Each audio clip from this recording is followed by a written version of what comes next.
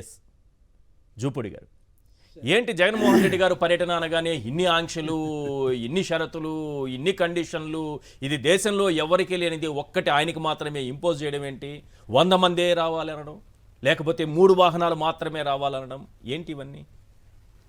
ఈశ్వర్ గారు, మీకు పాషా గారికి, అదేవిధంగా సాక్షి ప్రేక్షకులందరికీ నమస్కారం. ఇందాక మీరు వస్తూ విన్నా 3 వాహనాలు 100 మంది అంటే అది జగన్మోహన్ రెడ్డి అనుకున్నారా లేకపోతే వేరే వాళ్ళు అనుకున్నారా అన్నారు మీరు ఒక మాట. ఇంకోటి కూడా మంచిది అనిపించింది నాకు, పాషా గారు చెప్పిన తర్వాత అనిపించింది పోలీసులు కూడా మంచి పని. వాళ్ళు 100 మంది అంటేనే ఇంతమంది వచ్చారు, వాళ్ళు 10,000 అంటే ఏంటి పరిస్థితి? సో ఇక్కడ అరచేతిని అడ్డు పెట్టి సూర్యకాంతి నాపలేరని ఒకటి ఉంది. మామూలుగా ఉద్యమకారులు ఇచ్చేటువంటి ఒక స్లోగన్ ఇది. ఇదేమి రాజ్యం, పోలీసు రాజ్యం, దొంగల రాజ్యం అనేవాళ్ళు. అంటే ఒక నియంతృత్వ మనస్తత్వం ఉన్నటువంటి వ్యక్తులు ప్రజాస్వామ్య వ్యవస్థలో పొరపాటున గెలిస్తే ఇదిగో ఇలాంటి రిజల్ట్ కనపడుతుంటుంది.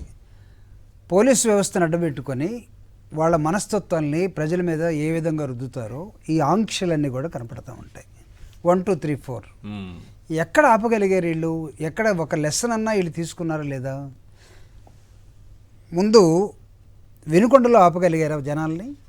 జగన్మోహన్ రెడ్డి గారు ఒక హత్య జరిగితే వినుకొండ వెళ్ళాడు, రషీద్ అనే ఒక అబ్బాయి హత్య జరిగింది, ఆపగలిగారా? లేదు. అంటే అసలు వీళ్ళు ఏమి నేర్చుకుంటున్నారు? ప్రభుత్వం కానీ పోలీసులు కానీ జగన్మోహన్ రెడ్డి గారు ప్రజల్లోకి వెళ్తుంటే అట్లీస్ట్ ఒక లెసన్ అనేది వీళ్ళకు ఉండాలి. పోలీసులు అది ఎందుకు మర్చిపోతున్నారో నాకు అర్థం కావట్లేదు. ఓకే, ఎవరు డామినేట్ చేస్తున్నారో ఈ ప్రభుత్వాన్ని, అది ఎక్కడి నుంచి వస్తుందో కూడా, అంటే అవగాహన సమాజం మీద లేనటువంటి వ్యక్తులు అధికారంలోకి వస్తే పెత్తనం వాళ్ళకి తీసుకుంటే వాళ్ళు చేసేటువంటి అనేకమైన అంశాల్లో ఇది ఒకటిగా కనబడుతూ ఉంది. వినుకొండలో ఆపలేకపోయారు, గుంటూరులో ఆపలేకపోయారు, తెనాల్లో ఆపలేకపోయారు, పొదిల్లో ఆపలేకపోయారు, రాప్తాడులో ఆపలేకపోయారు, తిరుపతిలో ఆపలేకపోయారు. ఈరోజు ఎక్కడికి వచ్చారు? పల్నాడు అనుకుంటే పల్నాడు చరిత్ర వీళ్ళకి సరిగా తెలుసో తెలియదో. మేబీ ఆ పోలీసులో ఉన్నటువంటి చంద్రబాబు నాయుడు గారికి లేకపోతే హోమ్ మినిస్టర్కి ఇన్స్ట్రక్షన్ ఇచ్చేవాళ్ళు ఏమన్నా నార్త్ ఆఫీసర్స్ అయి ఉండాలి. ఎందుకు అంటే పల్నాడు హిస్టరీ తెలుసుంటే ఇది చేయరా? ఇది ఈ 3 వెహికల్స్ 100 మంది మనుషులు అనరు కదా. 3 వెహికల్స్ 100 మంది వినడానికే చాలా హాస్యం. They may be the officers may be from the north side. వాళ్ళు పాపం బీహార్ వాళ్ళు, ఉత్తరప్రదేశ్ వాళ్ళు, టాప్ పీపుల్ ఎవరైతే who can approach immediately Chandrababu Naidu గారు లేదా హోమ్ మినిస్టర్ తోటి ఎవరైతే హాట్ లైన్లో ఉంటారో వాళ్ళందరూ మేబీ ఆంధ్రప్రదేశ్ రాష్ట్ర నైసర్గిక స్వరూపం తెలియాలి. నంబర్ 1, ప్రాంతాల వారీగా ఎలా ఉంటుందో ఒకసారి తెలియాలి. నేను ప్రకాశం జిల్లాలో మొన్న పొదిల్లో చెప్పాను. నేను పరమటోళ్ళు అంటాం మేము. అంటే పరమటోళ్ళు అంటే లెక్క లేకుండా అనే పదం అది. ఏది నేషనల్ హైవే పక్కన రైల్వే లైన్ పక్కన ఉండేటువంటి దొంగలందరూ కూడా అంటే నార్మల్గా నాగరికత ఎక్కువ ఉంటుంది, పరమటోళ్ళకి నాగరికత ఎక్కువ ఉండదు, వాళ్ళు మొరటగా ఉంటారండి. అది కానీ వాళ్ళు చూపించారండి జగన్మోహన్ రెడ్డి గారు వస్తే ప్రేమ. దాడులు అవతల చేసిన పోవయా ఇప్పుడు కాదులే తర్వాత చూసుకుందాం అన్నట్టుగా. కానీ కేసులు మాత్రం ఈడిమే పెట్టారు, చేసింది వాళ్ళు కేసులు వీళ్ళకి పెట్టుకున్నారు.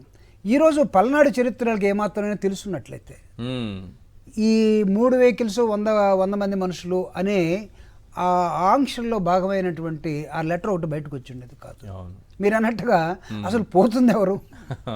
ఎక్కడికి వెళ్తున్నాడు జగన్మోహన్ రెడ్డి గారు? పోతుంది ఎక్కడికి వెళ్తున్నాడు? సన్నివేశాన్ని తర్వాత వద్దాం. అవును, భాషా గారు ప్రతి సన్నివేశాన్ని వివరించాడు. అయితే మీరు అన్నట్టుగా దాదాపు 8 hours 9:30 to 5:30 8 hours ఒక కార్యక్రమం. ఆయన ఓపిక ఏంటి సార్? నాకు అర్థం కాదు. మీరు దగ్గర ఉంటారు, మీరు చెప్పాలి. నేను అడగాలనుకున్నా, ఎవరికైనా సరే 1 గంట 2 గంటలు జర్నీ చేస్తేనే కొంచెం అలసట అది కనిపిస్తుంది కదా.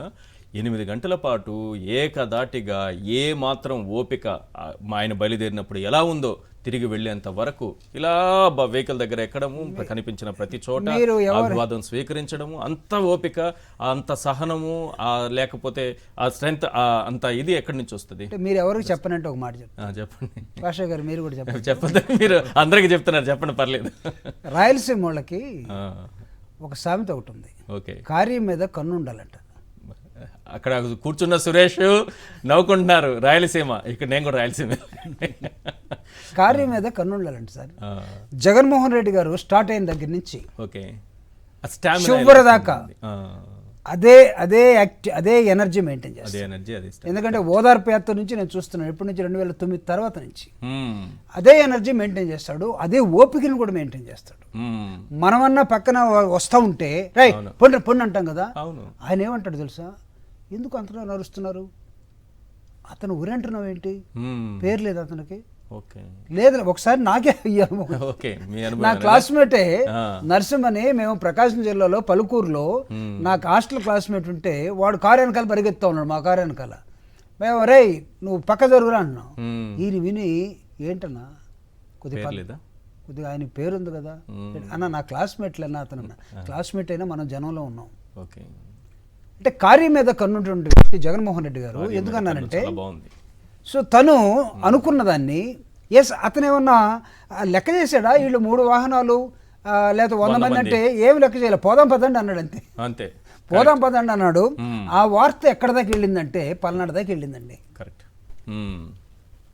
తాడేపల్లిలో ఇచ్చినటువంటి ఇంకా మన పోదాం పదండి అన్న వార్త, ఆ మాట పల్నాడు దాకా వెళ్ళింది. దారి పొడుగున మీకెందుకు ఆయన్ని పాపం హెలికాప్టర్లో పంపించుంటే వీళ్ళకి గొడవంతా తగ్గి ఉండేదండి. అవును, ఏది మొత్తం అక్కడ చేరుండేవాళ్ళు, అక్కడ వాళ్ళతో మాట్లాడుకుని వచ్చి ఉండేవాడు. ఇప్పుడు మొత్తాన్ని ఎన్ని జిల్లాలు కనెక్ట్ చేసుకున్నాం పల్నాడు తోటి పోవాలంటే, తాడేపల్లి నుంచి ఉన్న 3 జిల్లాలు కనెక్ట్ అయిపోయినాయా, ఆల్మోస్ట్ ఆల్ 3 జిల్లాలు కనెక్ట్ చేసుకున్నారు. అంటే దారి పొడుగున, అంటే అవన్నీ పట్టణాలు ఏం కాదు. ఇందాక భాష గారు మాట్లాడతా పల్లెలు పట్టణాలు మీరు అన్నారు, పల్లెలు పట్టణాలు అన్ని కదిలినాయి. పట్టణాలు ఏం కాదు, ఏం కాదు, అన్ని పల్లెలన్నీ కదిలినాయి. ఆర్నారాయణమూర్తి గారి సినిమా ఒకటి చూడు, పల్లెలన్నీ కదులుతున్నాయని. ఆ విధంగా ఆయన్ని చూడలేదు ఎట్లా కదులుతున్నాయి అంటే, అరే వవ్వ సిరిసిల్ల జగిత్యాల చిన్నమిట్టపల్లి మతులూరు లొతులూరు పగిడిపల్లి సాకిళ్ళ మరెన్నో అని. ఓకే, మీకు మొత్తం నోట్ అంతా వచ్చినట్టుంది. పల్లెలు ఎట్లా కదులుతున్నాయంటే అది అందుకుంటారా.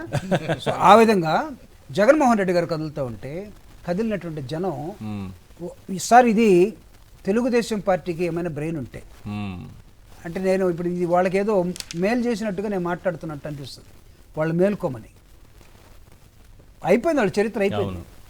మేల్కొన్నా ఏం చేయలేరు. ఇప్పుడు 1 yearలో మీరు చేసినటువంటి మోసాలు, ఎలక్షన్ టైంలో మీరు చెప్పినట్టు అబద్ధాలు, వీటన్నిటికీ మేము మోసపోయి ఉన్నాం. మోసపోవటమే కాదు, నాగమల్లేశ్వరరావు గారి నాన్న వెంకటేశ్వరరావు గారు నాకు మంచి ఫ్రెండ్. ఆయన పాపం నన్ను ఎప్పుడూ అడుగుతూ ఉంటాడు, మా ఊర్లో ఒకసారి నీ బహిరంగ సభ పెట్టాలి అంటాడు.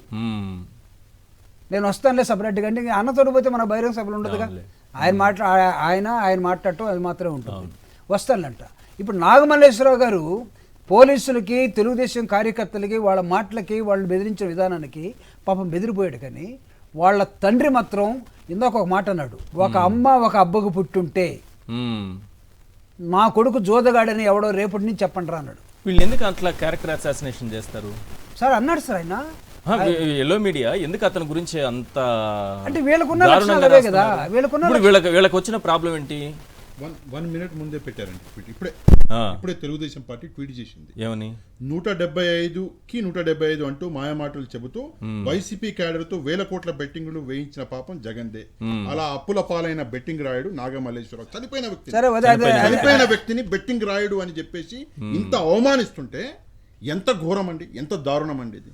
తండ్రి 38 సంవత్సరాల ఒక వ్యక్తి, ఆయన విసిరినటువంటి సవాలు అక్కడ వాళ్ళ నాగమల్లేశ్వరరావు గారి తల్లి పిల్లలు కూర్చున్నప్పుడు మీడియా అడిగినటువంటి ప్రశ్నకి, నేను జగన్మోహన్ రెడ్డి గారి రాక కోసం ఎదురు చూస్తున్నాను ఇప్పుడు దాకా, దుఃఖాన్ని గొంతులో నుంచి దిగమింగి ఇప్పుడు దాకా నేనేం మాట్లాడటలేదు.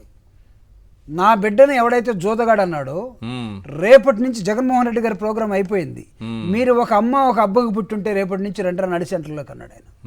చాలదా మాట?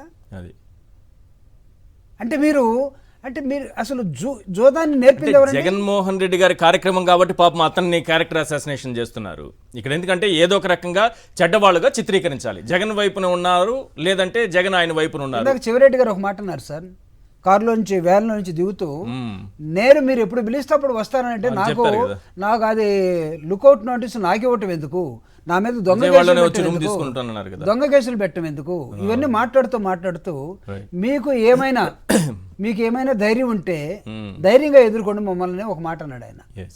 ఆయన చేసింది అక్రమ అరెస్ట్ అని కనపడతా ఉంది. అంటే ఎంతమంది, ఇందాక జగన్ అన్న ఒక మాట లిస్టు చదివాడు. మమ్మల్ని మీరు కమ్మ వ్యతిరేక నన్ను అన్నారు.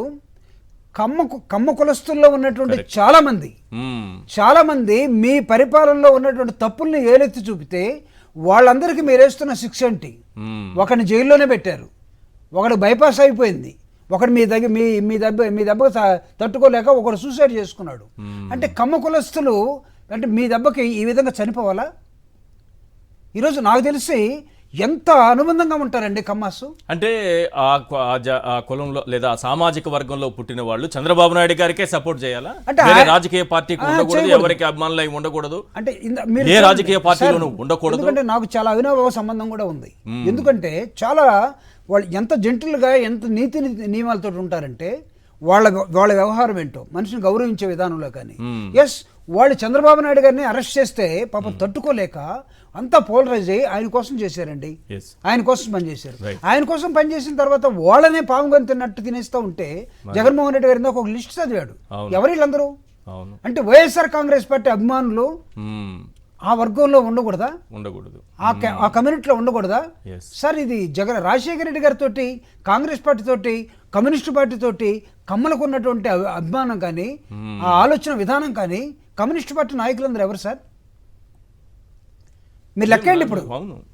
ఇప్పుడు వాళ్ళే నాకు తెలిసి కమ్మ సామాజిక సాక్రిఫైస్ చేసి వాళ్ళ ఆస్తుల్ని వాళ్ళ కుటుంబాల్ని మొత్తాన్ని సాక్రిఫైస్ చేసి ఈ దేశం కోసం, ఈ రాష్ట్రం కోసం, సమాజం కోసం వాళ్ళ ఆలోచన విధానంలో పనిచేసినటువంటి కమ్యూనిటీ సార్ అది. ఆ కమ్యూనిటీని నువ్వు దూరంగా పెట్టి వాళ్ళ దొంగలంటే, వాళ్ళ జోదగాళ్ళంటే ఈరోజు అదే ఊర్లో వెంకటేశ్వరరావు గారు వాళ్ళ నాన్న, నాగమల్లేశ్వరరావు గారి నాన్న జగన్మోహన్ రెడ్డి గారిని తీసుకొచ్చి మీరు ఎవరిని ఇంకో కులంతో వ్యతిరేకులు అంటున్నారో ఆ కులంతో ఆయనకు కులం లేదు, ఆయనకి ప్రాంతం లేదు, ఆయనకి మతం లేదు, ఆయన అందరి మనిషి జగన్మోహన్ రెడ్డి గారు, కావాలంటే చూడండి అని ఆ కుటుంబం ఈరోజు చూపించింది. కరెక్ట్.